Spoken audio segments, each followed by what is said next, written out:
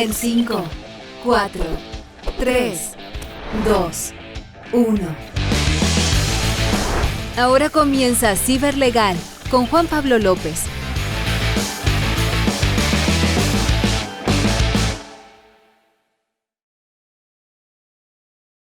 Hola, ¿cómo están? Miércoles 13 de diciembre, como siempre, a partir de las 14 horas a través de txsplus.com. Estamos ya para un nuevo capítulo de Ciberlegal. Hoy día vamos a ver, ya estamos prácticamente a mitad de diciembre, el viernes se acaba el año, 15 de diciembre, la otra semana ya fiesta y nos vemos la primera semana de enero, pero estamos todavía aquí vigentes, estamos empujando. Tenemos buenas noticias, además, vamos a ver hoy día un tema que es la ciberseguridad para el año 2024. Y todo el proceso de adecuación e implementación que tienen que realizar las empresas internamente para poder dar cumplimiento a muchas de las exigencias que tiene esta ley. Ayer, de hecho, se aprobó en la Cámara de Diputados y en el Senado, está obviamente previamente acordado, esto lo habíamos hablado hace un par de semanas atrás, la ley marco de ciberseguridad que tiene temas públicos particularmente respecto a los órganos de administración del Estado en materia de ciberseguridad, pero también respecto a los privados que tengan que ver con infraestructura crítica y temas de comunicación, de interconexión, de respuesta a incidentes, son temas bien importantes y relevantes para la ciberseguridad a nivel país, a nivel nacional, desde el punto de vista de tuvimos ahí un importante invitado ahí al colega Ricardo Gárate respecto de lo que era la ciberguerra,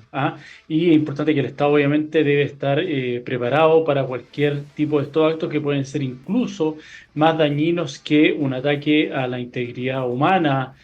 por ejemplo, si afecta a lo que es electricidad, agua potable. Hace un par de años se conoció en Estados Unidos, creo que fue en Chicago, un ataque a infraestructura crítica, particularmente una planta de agua que trataron de envenenarla a través de la vulneración de sistemas de cuidado y de seguridad. Y ahí, imagínense lo que hubiera sido la ciudad entera envenenada en esa planta de agua particular, lo que ocurre hoy día con la gente que es electrodependiente, los hospitales. Todo eso es relevante e importante porque sin darnos cuenta es distinto cuando hay un ataque físico de guerra, que sabemos obviamente se toman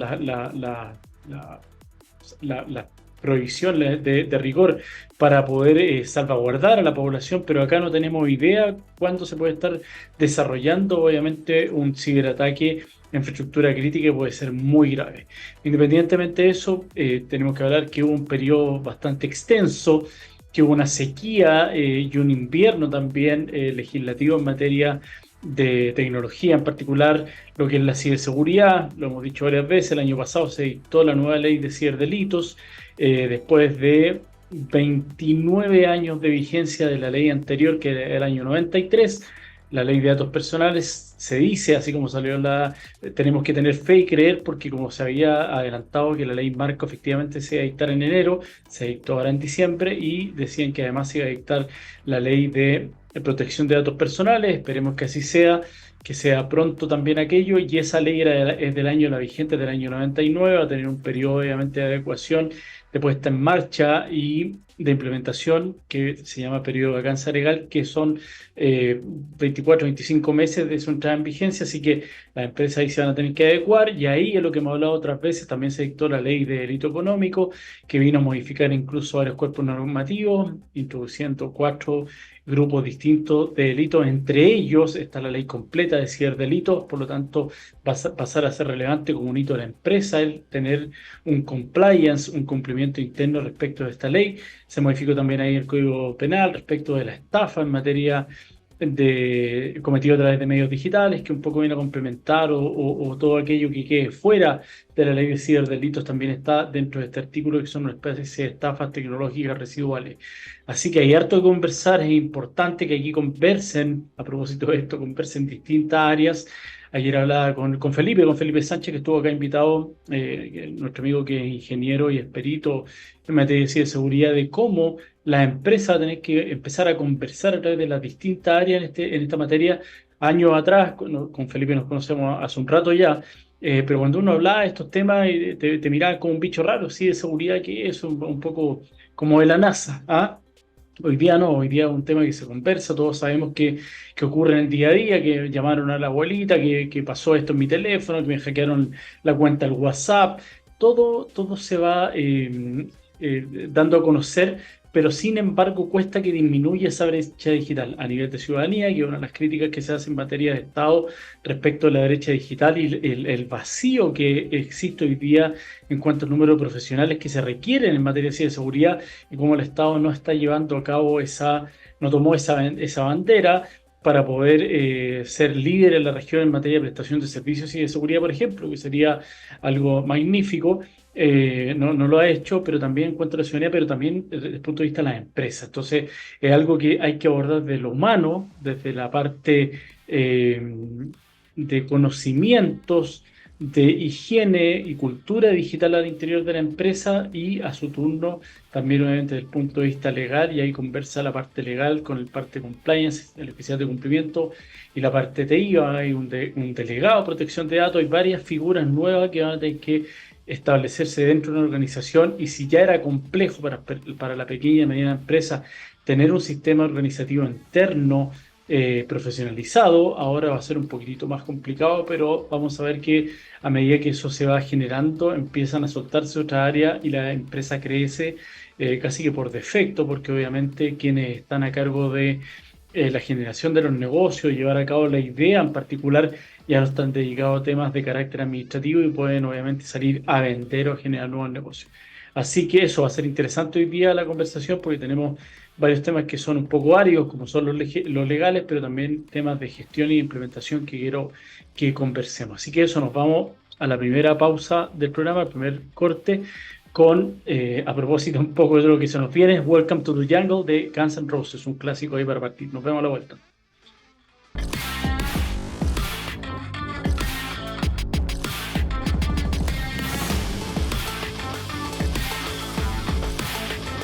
Estamos de vuelta para este segundo bloque de Ciber Legal, hoy día miércoles 13 de diciembre. Como les comentaba, hoy día vamos a hablar de un poco los cambios legislativos y normativos que existen ya finalizando este 2023, que han salido varias leyes y hay algunos proyectos de ley que están ahí a puertas de ser publicados, promulgados y que entren en vigencia con un periodo de alcance legal, obviamente, porque son temas técnicos y que las empresas particularmente se van a ver en la obligación de implementar, y no puede ser de manera automática, hay que darle un espacio de tiempo para poder después fiscalizar, obviamente, que exista un cumplimiento, pero lo relevante es que después de un largo periodo que existió en Chile, de 20 años, 15 años, en diversas materias desde el punto de vista de la tecnología, en donde las empresas tenían una cierta soltura desde el punto de vista del control de la gestión, del control de los aparatos tecnológicos internos, las herramientas tecnológicas, los software en particular, cuando hablamos de derechos desde el punto de vista de los trabajadores. Existía, como te digo, un poco, era más laxo en cuanto a lo que se podía y no se podía hacer. Existía normativa, obviamente, sobre todo en lo relativo a los temas de los derechos y los datos personales, y también a la comunicación privada que tienen los trabajadores cuando hablamos de normativa desde el punto de vista laboral. Lo hemos conversado en algún momento, esa alta expectativa de privacidad que tienen los trabajadores y cómo la empresa debe realizar una adecuación para disminuir esa alta expectativa y entender que esas comunicaciones privadas a través de correos electrónicos, por ejemplo, son parte de la empresa, pero esa vulneración en el evento que se realice por parte del empleador está consagrado hoy día en nuestra legislación y la protección es a través de una tutela laboral, que es por esta vulneración de derechos fundamentales. También existe desde el punto de vista de los particulares la habeas data, que es discutible el uso que se le puede dar en cuanto a su eficiencia, el número de casos que existen. Es como lo hemos dicho otras veces, citando al filósofo Bombo Fica, que cuando hablaba ahí que tenía que pagar este seguro, la Masterplot, en el chiste ahí en la rutina en Viña del Mar, de 5 lucas, y llamaba al abogado y el abogado le cobraba 500.000 pesos por tramitarle todo y dejar sin efecto ese pago. Entonces acá era un poco lo mismo, la Big Data, para poder llevarlo a cabo necesitaba contratar un abogado, efectuar a veces algunos peritajes que podían ser bastante caros. Eso obviamente va a poder ser modificado, va a estar la Agencia de Protección de Datos, va a estar este ombudsman que va a ser el defensor de los ciudadanos frente a las empresas en cuanto al correcto uso que se efectúe respecto al tratamiento de los datos personales, y ahí se va a modificar un poco, se va a compensar esta balanza nosotros como particulares frente a una empresa, frente a un banco, por ejemplo, en donde tenemos los canales de comunicación, pero muchas veces uno llama a alguna institución que tenga alguna información que entregarnos o saber qué información tienen mía, y hay una barrera ahí en cuanto a la comunicación. Ahora yo puedo usar como bisagra o como puente para poder llegar a ellas, obviamente, esta agencia que para poder establecer los canales de comunicación, por ejemplo, si no existen, hay multas, que en este caso será una multa leve, pero también hay multas graves y multas gravísimas, que son bastante altas, al menos lo que contempla el proyecto de ley, y no es lo que contempla Europa cuando uno ve la legislación y lo referente al Reglamento General de Protección de datos personales, perdón, europeos. Son multas gigantes. Hemos visto la que la ha impuesto, por ejemplo, a Facebook, a Meta o a otra aerolínea en particular, a Equifax cuando se perdieron datos. Son un concepto de multa que es gigante. Bueno, acá también hay multa, hay porcentaje de multa, hay reincidencia, hay multas, como les digo, graves y gravísimas, pero no son el mismo nivel de multa, pero eso es más que cero lo que existe hoy día. Hay algunas críticas que se realizan desde el punto de vista técnico, particularmente en Chile, y eso es importante que ustedes lo entiendan y lo sepan. Si bien somos un país que es extremadamente positivista, es decir, somos muy apegados a crear o generar leyes, y entendemos que el respeto a las mismas viene porque vamos a crear un cuerpo normativo, y eso no necesariamente cambia la cultura ni el ciudadano ni la empresa. Eso también lo hemos conversado. El Peter Drucker, cuando dice ahí la planificación, perdón, la cultura se come la planificación al desayuno. Acá es lo mismo, la legislación no necesariamente cambia el actuar de los particulares, de las personas. La ley que dice el que mate a otro, el Código Penal es del año 1800 y todos los días muere gente. Es decir, no porque existe una ley se va a dejar sin efecto o se va a dejar de realizar la conducta, que es lo mismo. No porque se genere la ley de ciberdelito. Hemos visto que además los delitos año a año, después de la pandemia particularmente, han crecido exponencialmente porque es muy barato. El costo alternativo que tiene el ciberdelincuente para generar un ciberdelito es bajísimo. Es bajísimo el riesgo al cual se ha expuesto de que lo pillen, es bajísimo la inversión que realiza hoy día, y eso lo saben nuestros amigos ahí que están más metidos en la parte técnica en ciberseguridad. Yo puedo comprar en la dark web, en la deep web, y en otros lugares también que son de más fácil acceso, programas que se denominan as a service, como servicios. Están el ransomware as a service, todo lo que guarda relación con el phishing. Compro paquetes para poder ejecutarlo desde mi computador sin la necesidad de tener conocimiento del punto de vista técnico. Y eso obviamente es un poco la pesca milagrosa, pues sabemos que eso así funciona el phishing. Si yo mando 10.000 correos electrónicos, que es un poco lo que pasa cuando uno hace campañas de marketing, mandamos 10.000 correos electrónicos con el objetivo de que 1.000 personas, bueno, hagan algo con el correo electrónico. Muchos lo borran apenas llegan, pero de esas 10.000, además queremos que al menos el 10%, 100 les interesa el producto. Bueno, acá pasa lo mismo en materia de seguridad y de phishing, pasa un poco lo mismo. Mandan un montón de correos y de ese porcentaje puede ser bajísimo, pero de ese porcentaje puede haber una persona que caiga en esta estafa a través del phishing, y el ciberdelincuente, en una pasada, como se denomina, se lleve 40 millones de pesos porque logró engañar a esta persona que siguió el enlace, ingresamos al banco, me dio las claves y robé el dinero. Entonces, el costo alternativo para él, que tal vez ese programa le costó $1.000, $500, versus 50 millones de pesos, claramente. Y de hecho, muchas veces lo que hacen, un poco entendiendo la criminalidad de este tipo de ciberdelincuentes, es que ellos reciben esta suma de dinero, 50.000, $40.000, y no es que salgan y se la gasten todas, sino lo que hacen es invertir nuevamente en equipos y en programas para seguir defraudando. Lo hemos conversado otras veces, y eso es importante que la gente que toma decisiones al interior de la empresa lo entienda. No estamos compitiendo con un tipo que está sentado detrás del computador, que yo siempre hago esa analogía que es un poco burda, con el antifaz, como lo muestran muchas veces, ahí con un gorrito, un jockey, con la capucha, como en las tinieblas, un poco en la sombra, tratando de ingresar a la cuenta. Es un tipo que está efectivamente, compró un programa y está desarrollándolo, pero pasan en un momento ese umbral que es como el del emprendedor. Empieza solo con un socio, 4 personas contratan 8 personas, al año son 16, y de repente tienen un piso. Acá es lo mismo, ellos funcionan como empresas.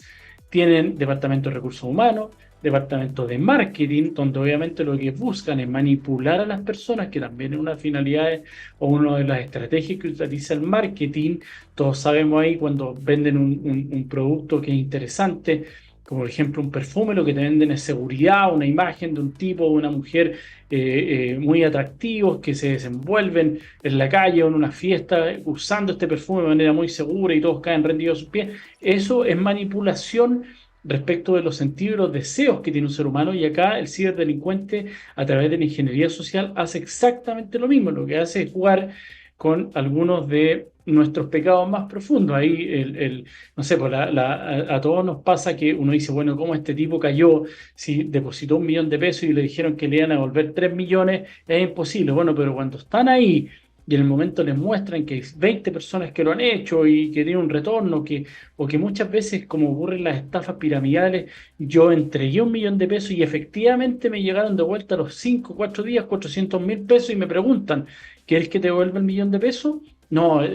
voy a invertirlo y además te voy a pasar 1 millón más. Y ahí la hacen 2 o 3 veces hasta que ya invertí 5 o 6 y me lo quitan. Lo que pasa es que la estafa de ese tipo, como funciona, es que van entrando, siempre va entrando gente. Entonces, los 5 millones de pesos que entregué yo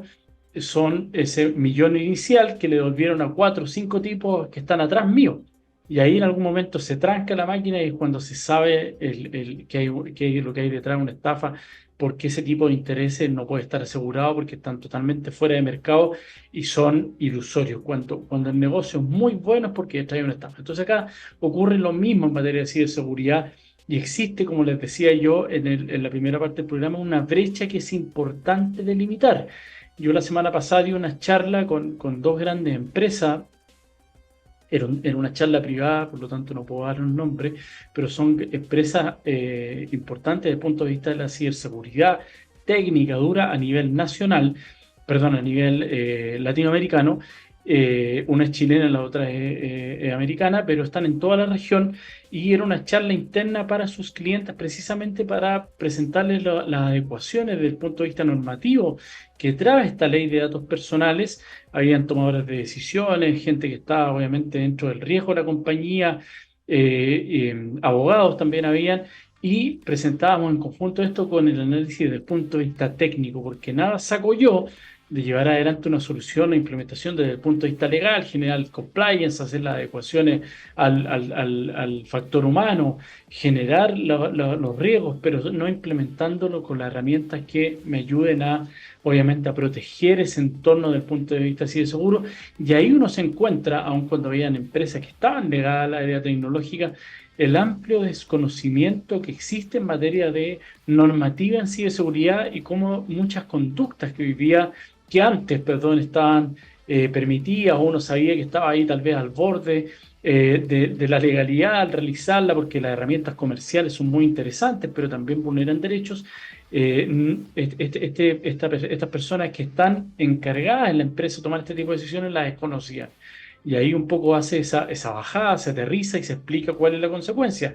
Lo hemos conversado también otras veces acá. Ya llevamos todo un año, así que es muy probable que en estas últimas 3 semanas le diga esto, ya lo conversamos, porque estamos tratando de hacer una bajada del año, un resumen de lo que fue 2023 y entrando ya en 2024. Entonces, lo que ocurre acá es que obviamente el aterrizar este tema y hablarlo desde el punto de vista interno de la empresa para generar la adecuación normativa no es un tema simple, porque las herramientas, como les digo, comerciales desde el punto de vista tecnológico son muy interesantes. ¿Qué es lo que quiere la empresa? Alcanzar el número, llegar al número, alcanzar la meta. ¿Qué es lo que quieren los comerciales? Llevarse el fono. Si eso es una pelea típica en este mes del año. Yo cuando participaba en comités de gestión y a veces me invitan a los comités ya generales, yo participo obviamente en los que guardan relación con ciberseguridad, con el área TI, con la parte legal, el blindaje interno de la empresa, y a veces me invitan a los financieros, a los de gerencia, y cuando uno participa ahí, por ejemplo, porque están aprobando un presupuesto y necesitan que uno apoye una propuesta que ha realizado en materia de ciberseguridad, pero cuando citan al comercial lo que quiere es eso, los tipos están hambrientos ahí por llegar a la meta, hasta ahí a puertas, quedan 2 o 3 semanas, están generando reuniones para que se aprueben los presupuestos para la entrada del otro año.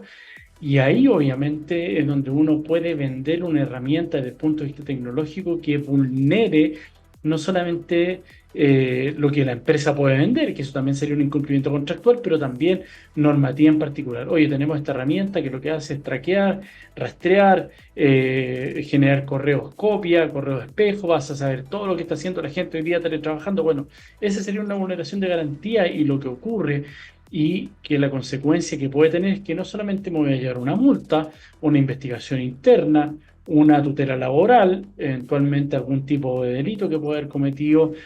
por inmiscuirme en la conversación, haber hecho una grabación, por ejemplo, a través del teléfono de voz o de video a través de una herramienta que puede ser que la cámara esté prendida con algún tipo de software que existen y yo no me doy ni siquiera cuenta. Hay algún tipo de virus o de software que hace que, por ejemplo, gente que apaga el teléfono o el computador y el teléfono y el computador emulan o hacen como que efectivamente se hubiese apagado y sigue prendido y además está grabando. Todo eso, obviamente, además de las conductas reprochables desde el punto de vista ético, moral, profesional, sanciones penales, sanciones civiles, va a conllevar, obviamente, un daño grave desde el punto de vista reputacional, que eso se va a saber en el mercado. Lo hemos dicho también, que muchas veces cuando ocurre ese tipo de cosas, no dicen, oye, ¿viste lo que hizo el abogado de Ciberlegal? No, ¿viste que Juan Pablo López de Ciberlegal hizo tal cosa? Entonces ahí lo que ocurre es eso, es que se mezcla la persona o la empresa en particular, el tipo de ciberlegal, y ese es el daño que se le produce a la empresa en cuanto tal. Ahí es importante que entendamos que la inversión que vamos a hacer en materia de implementación, protección, cerrar la brecha digital de los trabajadores de manera interna, cerrar la brecha legal, protocolos internos, compliance y todo lo que guarda relación con el cumplimiento del punto de vista administrativo y normativo, va a tener un impacto que va a ser mirado positivamente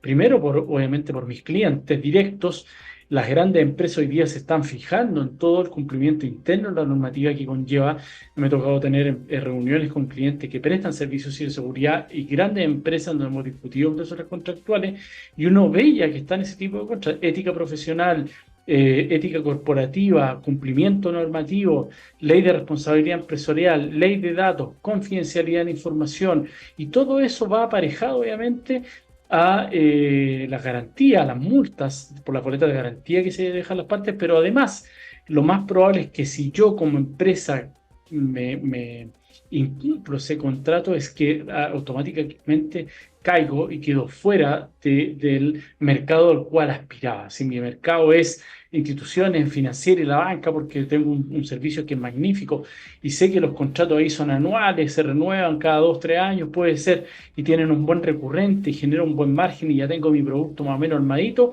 Imagínense si yo con esa empresa, con la banca, con la institución financiera,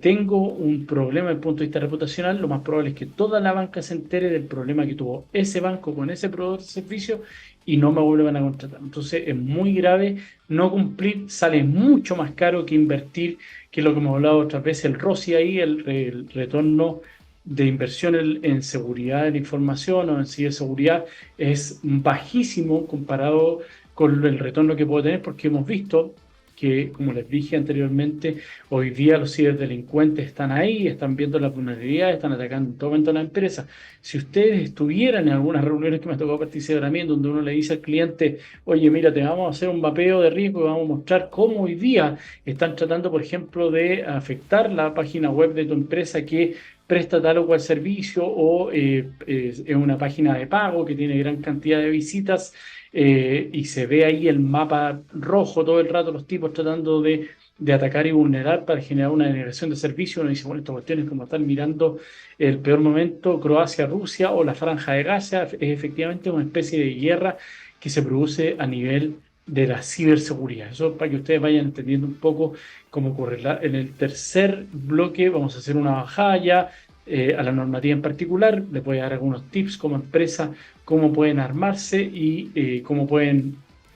atacar. Hay que ir hacia adelante, no hay que ser reactivo, hay que ser proactivo, ponerlo en marcha. Le he dicho también cuando uno dice, hoy quedan 6 meses, quedan 8, bueno, ya quedan 8 meses para la entrada en vigencia de la ley de delitos económicos, perdón, desde el punto de vista de la empresa. Esto fue en agosto, agosto fue ayer, han pasado 4 meses, el año ya se va acortando. Enero y febrero no existen, estamos de vacaciones, y marzo también, se nos viene marzo y también es mucho más complejo. Así que tratemos de hacerlo con tiempo, siempre se agradece la implementación con tiempo para poder hacer los ajustes y entrar en el momento que corresponde. Recuerden, siempre se lo digo, Ciberlegal auspicia este programa. Ciberlegal precisamente se dedica a la culturización y a la capacitación desde el punto de vista de las instrucciones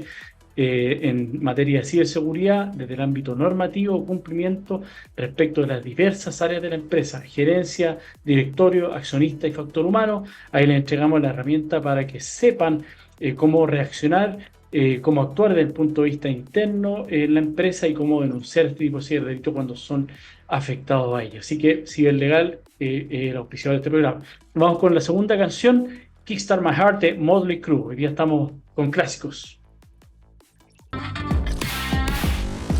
Estamos de vuelta ya para el tercer bloque de Ciberlegal, hoy día miércoles 13 de diciembre. Recuerden, se me ha olvidado decírselo, cuando termine el programa está en la plataforma que ha alojado el podcast de Ciberlegal del programa de hoy. Están todos los programas desde el primero que hicimos en marzo hasta la fecha, y a partir de mañana queda alojado también en el canal de YouTube de Ciberlegal, que están también todos los programas, y tenemos otras cápsulas también que son bien interesantes desde el punto de vista normativo, desde el punto de vista técnico, para que puedan seguir el canal de YouTube de Ciberlegal. Volvemos a lo que estamos tratando hoy día, que es el cumplimiento normativo que se viene ya para el 2024 en materia de ciberseguridad, que en general no va a afectar obviamente solo a las empresas que tengan como giro comercial o actividad principal la ciberseguridad, sino que va a ser son leyes de carácter transversal. Hoy día todas las empresas funcionan con métodos de pago distintos, funcionan obviamente con pago de tarjeta de crédito, transferencias electrónicas, tienen un sitio web. Hay muchas empresas que no tienen ni siquiera bodegas, compran un proveedor en China, por ejemplo, le compran a ellos la página, tienen una aplicación, hay programas internos que manejan el storage de estas empresas y hacen directamente el pedido. Entonces uno como que lo que genera es la imagen del producto, la comercialización en un lugar determinado, pero todo es desde el punto de vista de la empresa a través de medios tecnológicos. La página web ahí es clave, el correo electrónico, los medios de pago. Por lo tanto, de una u otra manera me voy a ver afectado si no estoy sometido a los estándares necesarios para poder dar cumplimiento a este tipo de leyes en materia de ciberseguridad, porque si obviamente alguien hackea mi página web y modifica, por ejemplo, los datos de la compra, porque yo me puedo llamar Ciberlegal, pero el nombre, ese puede ser el nombre comercial, pero mi empresa se puede llamar Juan Pablo López, SPA, y eso no tiene por qué saberlo la persona. Entonces, si ven publicados los datos ahí del producto que yo estoy vendiendo y realiza la transferencia electrónica y alguien hackeó mi página y, por ejemplo, modificó efectivamente los datos de transferencia, puso ahí dar transferencia a Juanito Pérez, todo nos ha pasado, que compramos de repente hoy una polera interesante, que uno ve en Instagram ahí y sale el nombre de la página, y cuando le envían los datos, te pegan los datos en el mensaje, el nombre de la persona que comercializa, pero no necesariamente es una empresa la que está detrás de ello. Por lo tanto no me parecería raro de que no coincidiera el nombre de la página con el nombre de la persona que me está mandando los datos que está ahí. Entonces, eso, por ejemplo, se prestaría para una vulneración desde el punto de vista que sería una estafa a la cual estaría sometida la gente, y obviamente volvemos a lo mismo, prestigio reputacional, porque la gente muchas veces no entiende que es lo mismo que pasa cuando pinchan el link de un phishing que les llega en el correo electrónico y se van al banco y dicen, pero si yo ingresé a la página del banco, hice la transferencia a través de la página del banco, di las coordenadas del banco y dicen que me estafaron. Claro, porque usted pinchó una página, un link de una página que estaba emulando a la página suya del banco. Acá es lo mismo. Entonces se quedan con la idea de que no es que lo hayan engañado, sino que algo pasó en el banco. Acá es lo mismo, no es que a mí me hayan engañado porque yo compré en la página y estaban ahí los datos, claro, pero no es estafa.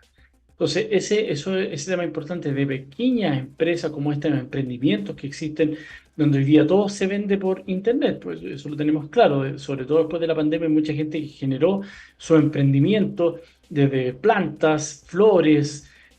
computadores, no sé, hay diversas cosas que pueden realizar compras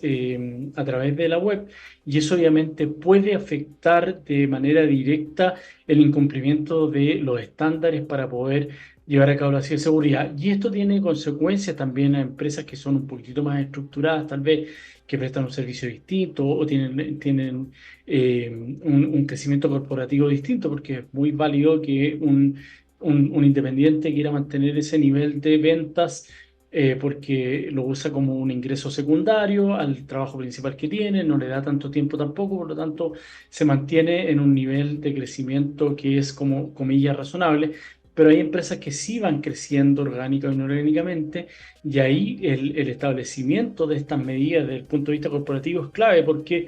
como hemos dicho, sobre todo en materia de delito económico, el problema que va a tener ahí es que la ley de delito económico está asociada a la ley de responsabilidad penal empresarial de la empresa y ahí lo que ocurre cuando muere, cuando se castiga desde el punto de vista penal una persona jurídica, aparte de las multas que va a tener, de las sanciones desde el punto de vista económico,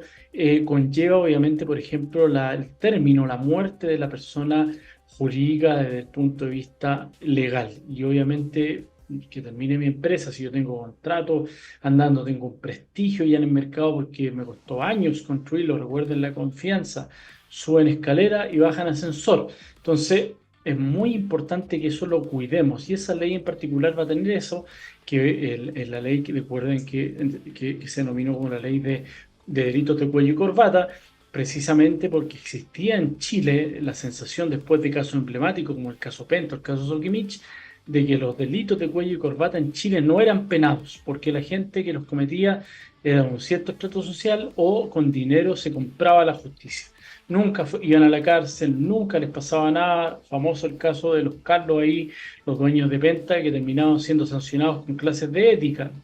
Eso versus se ponía siempre en la palestra a un chico que para mantener a su familia vendía CDs pirateados en la calle, se lo llevaron preso, estuvo preso y murió quemado en la cárcel de San Miguel en el gran incendio que hubo hace un tiempo atrás. Entonces ahí claramente, socialmente, existe esa percepción de que los delitos de cuello y corbata no son castigados. Esta ley viene a modificar aquello, van a haber delitos con cárcel efectiva. Ahí hay un gerente que salió despedido de un gran retail por hacer una compra con información privilegiada. Si eso lo hubiera hecho la vigencia de esta ley, que para las personas naturales ya está vigente a partir de agosto de este año, lo más probable es que estaría al menos con prisión preventiva dada la entidad de la pena asignada al delito y otros factores que conllevan ahí la imposición de esta medida cautelar. Lo mismo pasó en el caso Audios, que algo está todavía en discusión porque está siendo investigado. El audio se dice que es de junio, porque habla de hechos que van a ocurrir en julio. Pero ¿qué pasa si se efectuaron algún tipo de coima o cohecho con funcionarios públicos, como sería el Servicio de Impuestos Internos o la Comisión para el Mercado Financiero? En agosto estaríamos también con una comisión del delito bajo la vigencia de esta nueva ley. Entonces, también sería bastante grave para ello. Entonces, desde el punto de vista normativo, la ley de delito económico es bastante importante y es claro que debemos implementarla internamente a través de, primero, el análisis obviamente del riesgo, cual lo hemos puesto por las categorías de delitos. Si yo no me dedico al tema forestal, medioambiental, obviamente no me van a afectar ese catálogo de delitos y no voy a tener que tenerlo dentro de mi materia de riesgo, pero sí otros que sería, por ejemplo, que participo en licitaciones de carácter público, tengo negocios con municipalidades y podría haberme envuelto ahí en algún tipo de figura de cohecho con empleados públicos. Entonces ahí hay que hacer obviamente el levantamiento de la adecuación. Lo mismo pasa en materia de ciberseguridad. Existe la ley de ciberseguridad, está dentro de esta ley de delito económico y lo importante ahí es que sepamos implementarlo. Lo mismo en materia de datos personales, que es algo que se viene y va a ser un movimiento importante desde el punto de vista de la cultura empresarial, porque como les dije, existen ciertas figuras. Está el encargado del tratamiento de datos, puede haber un mandatario o un delegado que va a efectuar esa función bajo ciertos cumplimientos desde el punto de vista normativo, requisitos que deben estar contractualmente estipulados, autorizaciones, facultades para el tratamiento, distintos protocolos internos, los principios que deben ser bien establecidos desde el punto de vista no solamente normativo en los protocolos internos, sino que en los hechos, cómo usted custodia la finalidad de los datos, cuáles los métodos que tiene de comunicación respecto a los titulares de los encargados, pero los titulares con los encargados de los datos, la figura del delegado de protección de datos interno o as a service, Hay varias cosas que hay que ir viendo, quién va a ser el equipo que va a acompañar a este delegado de protección de datos, porque generalmente, así como les dije que era positivista en nuestro país, la gente tiende a creer o entender que necesariamente el delegado de protección de datos tiene que ser un abogado. Y no es así porque puede ser alguien que tenga conocimiento, experiencia desde el punto de vista técnico. Por ejemplo, nuestro invitado que tuvimos ahí, Leo Cayo, un tremendo el data freak, como se denomina él, encargado del, perdón, un delegado de protección de datos en la Comunidad Europea, y él, desde el punto de vista profesional, es un técnico que tiene tanta experiencia y ha realizado tantos cursos y certificaciones que hoy día está capacitado más que cualquiera de nosotros que esté metido en el tema de datos, porque él,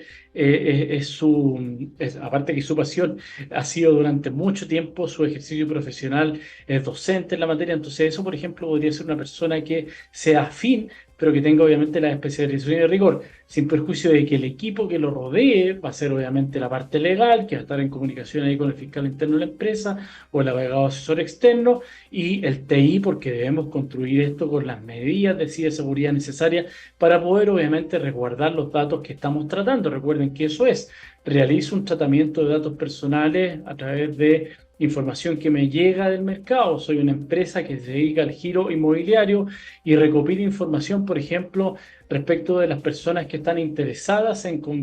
comprar los departamentos que yo vendo, o porque hago campañas publicitarias, recupero información para compartir información desde el punto de vista publicitario de marketing. Voy a hacer tratamiento de datos. ¿Qué datos tengo? ¿Cómo los minimizo? ¿Cómo los anonimizo cuando ya no los voy a requerir? Lo uso con fines históricos, con fines estadísticos. Hay un montón de cosas que internamente se deben establecer a través de una matriz de riesgo, a través de protocolos internos para poder realizar un correcto tratamiento de datos. ¿Por qué? Porque está la figura, como les dije yo, de esta agencia de protección de datos, que va a ser un órgano administrativo. Un poco para que se hagan la idea, es lo que ocurre hoy día con la Fiscalía Nacional Económica. Es un órgano altamente técnico desde el punto de vista de la especialización que tiene. Me ha tocado litigar en la libre competencia por algunos clientes en particular que fueron citados por conductas que estaban realizando su competencia. Entonces hicieron un levantamiento, un análisis de ese mercado en particular, y uno se encuentra con que ellos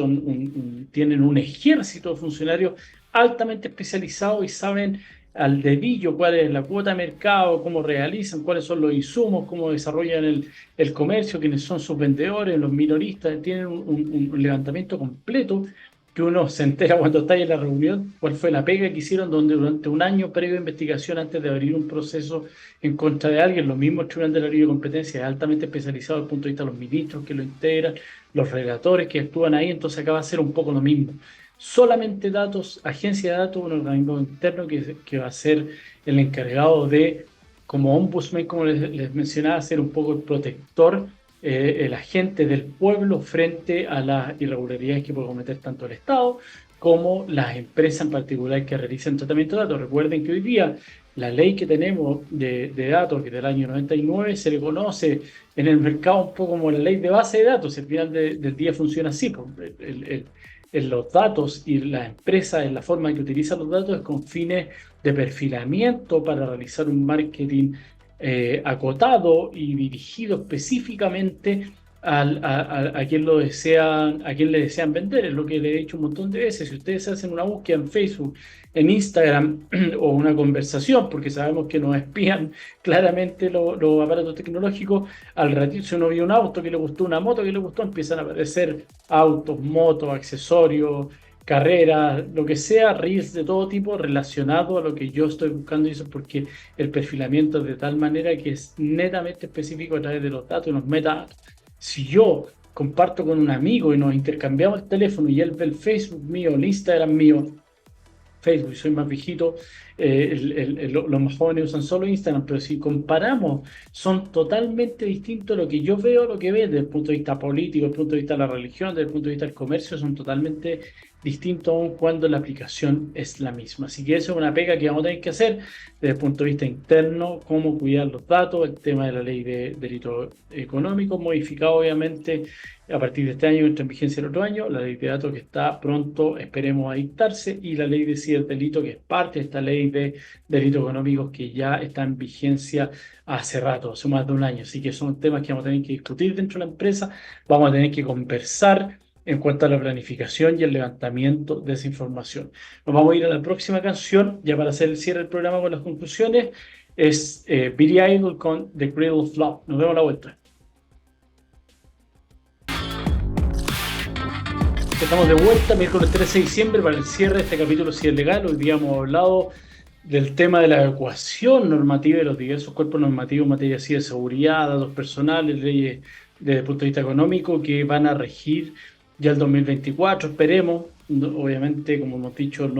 muchos de ellos no están rigiendo de manera actual, sino que van a tener un periodo que se denomina desde el punto de vista legislativo de vacancia legal, que es en realidad la adecuación que van a tener que realizar las empresas para poder alcanzar el cumplimiento normativo que conlleva este cambio, porque es un péndulo. Estábamos en el lado de la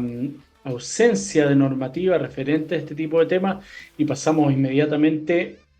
al otro lado, en donde hay cumplimientos distintos, hay protocolos, hay especialización, hay disminución de brechas internas, establecimiento de los contratos, los acuerdos con terceros. Hay muchas cosas que hay que levantar y ver, y obviamente lo mismo que les he señalado yo en otros programas es el análisis del riesgo. Si yo le digo al fiscal cuando se comete un delito desde el punto de vista de los datos, desde el punto de vista de la ciberseguridad o el tema económico, y el fiscal hace el levantamiento y resulta que lo que yo tengo es un copy-paste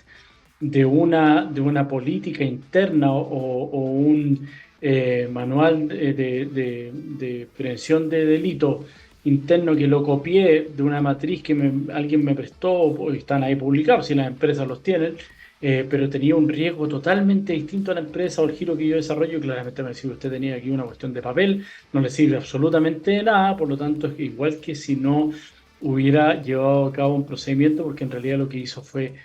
copiar un modelo y no implementó el suyo con el riesgo, y es un traje a la medida en definitiva. Y eso es lo que tienen que hacer las empresas, y tienen que tener claro que no va a ser un proceso fácil desde el punto de vista de la adecuación y este cambio cultural que existe, porque aun cuando sea una norma, es un cambio cultural lo que conlleva el cumplimiento normativo, debe ser adecuado a la empresa en particular, con el levantamiento del riesgo, con el análisis de los activos, los tangibles, los intangibles y todo lo que conlleve al interior de mi empresa. ¿Cuál es el tipo de datos que manejo? ¿Son datos personales o son datos personales que además tienen la característica de ser sensibles porque son de salud, son de menores? Tengo que darle un tratamiento distinto, tengo que ver cómo voy a obtener el consentimiento de las personas para tratar sus datos, los canales hoy expeditos para realizar el cambio, supresión o modificación de ellos. Hay muchas cosas que implementar que no van a pasar desapercibidas con esta nueva normativa. Si nos vayamos preparando, viene el ánimo festivo ya a partir de la otra semana, pero es importante que tengamos claro que una vez que se dicte la ley de datos personales, van a haber 3 cuerpos normativos que van a regir en general a todas las empresas, y va a haber un periodo de adecuación importante para poder dar respuesta a las mismas y estar dentro de mercado. ¿Por qué? Porque el día de mañana las grandes empresas van a exigir ese tipo de cumplimiento interno para poder contratar conmigo. Entonces, más allá del cumplimiento normativo, va a ser incluso por un tema desde el punto de vista comercial. Ya, estamos en la hora, los dejo. Recuerden, hoy día queda en el podcast de xsplus.com. Este programa queda alojado a partir de mañana en el canal de YouTube de Ciberlegal. Están todos los programas, los pueden revisar ahí. También pueden seguir el podcast que está a nombre mío, Juan Pablo López, y Ciberlegal está ahí, en donde hablamos todos estos temas que son importantes desde el punto de vista de la ciberseguridad, la legalidad para la empresa en la era digital 4.0. Nos vemos entonces el próximo miércoles, antes de Navidad. Un abrazo grande y que tengan un buen término de semana. Adiós.